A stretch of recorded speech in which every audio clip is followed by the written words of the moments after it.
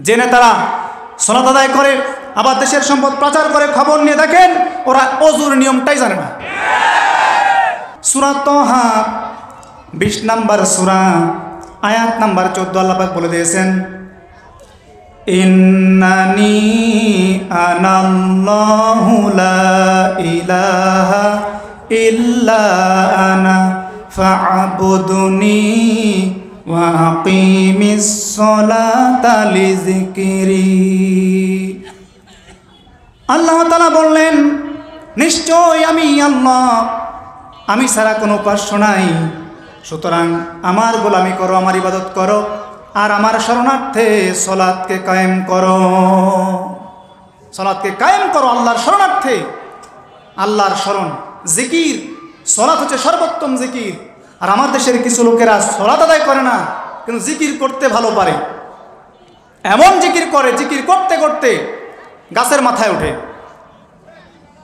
জিকির করতে করতে স্টেজে উঠে মাইক্রোফোন ভেঙে ফেলে। আপনারা দেখছেন না ইউটিউবে? এরা কি জিকির করে? পাগলামি করে।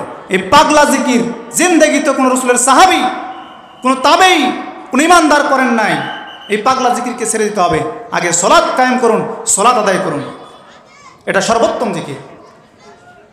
সালাত যদি কায়েম হয়ে যায়, মুসলিমরা যদি সালাত ঠিক মতো আদায় করে থাকে, এই সালাত সকল প্রকার অন্যায় থেকে হেফাজত করবে। তার দলিল হলো আল্লাহ রাব্বুল আলামিন সূরাতুল আনকাবুত 45 নম্বর আয়াতের ভিতরে বলে দিয়েছেন, ইন্নাস সালাতা তানহা আনিল ফাহশাই ওয়াল মুনকার। নিশ্চয়ই সালাত অশ্লীল এবং মন্দ কাজ থেকে দূরে রাখে। এই কথা অনেকে বিশ্বাস করতে চায় না, তার কারণ হলো বাস্তবতা দিয়ে একটু বোঝাই। বাংলাদেশের অনেক এমপি ছিল, অনেক মন্ত্রী ছিল, 5 ওয়াক্ত সালাত আদায় করতো। শুধু 5 ওয়াক্ত না, অনেকে আবার তাহাজ্জুদ পড়তো গভীর রাত্রে। কিন্তু ক্ষমতা যাওয়ার পরেই শোনা যাচ্ছে এই তাহাজ্জুদ গুজারি 5 ওয়াক্ত সালাত আদায়কারী এমপি, মন্ত্রী, প্রধানমন্ত্রীরা দেশের লক্ষ কোটি কোটি সম্পদ আর টাকাগুলি বিদেশে পাচার করেছে। আল্লাহ বলছেন সালাত আদায় করলে অশ্লীল মন্দ কাজ থেকে দূরে রাখবে। আর এদিকে প্রমাণ দেখতে পাচ্ছি, সালাত আদায় করে, তাহাজ্জুদ আদায় করে, দেশের সম্পদ পাচারও করে। আল্লাহ পাক কিন্তু মিথ্যা বলেননি। ভোটের আগে একজন এমপি পদপ্রার্থী, মেম্বার, চেয়ারম্যান, সেও 1 ওয়াক্ত সালাত 3 বার পর্যন্ত পড়ে, এরকম প্রমাণও আছে।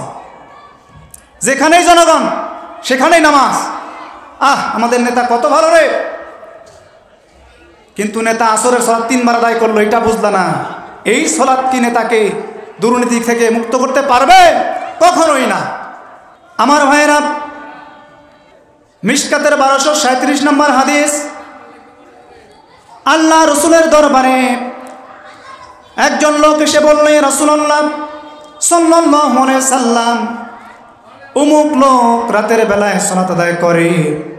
ইয়া রাসূলুল্লাহ, ইউসাল্লি বিল লাইল, রাতের বেলায় সালাত আদায় করে, আবার যখন ভোর হয়ে যায়, সকাল হয়ে যায়, ওই লোকটা আবার চুরি করে। আল্লাহ রসুল বললেন, খুব তাড়াতাড়ি এই সালাত, এই নামাজ ওই ব্যক্তিকে চুরি করা থেকে বিরত রাখবে, চুরি করতে বাধা দেবে। তার মানে বোঝা গেল, সত্যি সত্যি যদি কেউ সালাত আদায় করে, ঈমানের সাথে, ইখলাসের সাথে, তাকওয়ার সাথে, সঠিকভাবে যদি কিরাত পাঠ করে সালাত আদায় করে, আল্লাহর দরবারে কবুল হবে। আর এই সালাত মানুষকে সকল প্রকার পাপ কাজ থেকে হেফাজত করবে। কারণ আল্লাহ রসুল গ্যারান্টি দিলেন, যে নেতারা সালাত আদায় করে আবার দেশের সম্পদ পাচার করে, খবর নিয়ে দেখেন ওরা ওযুর নিয়মটাই জানে না। খবর নিয়ে দেখেন ওই নেতারা আত্তাহিয়াতু, দরুদ শরীফ শুদ্ধভাবে পাঠ করতে পারে না। ওর সালাত কবুল হবে কেমনে? সূরাতুল ফাতিহা শুদ্ধভাবে পাঠ করতে পারে না।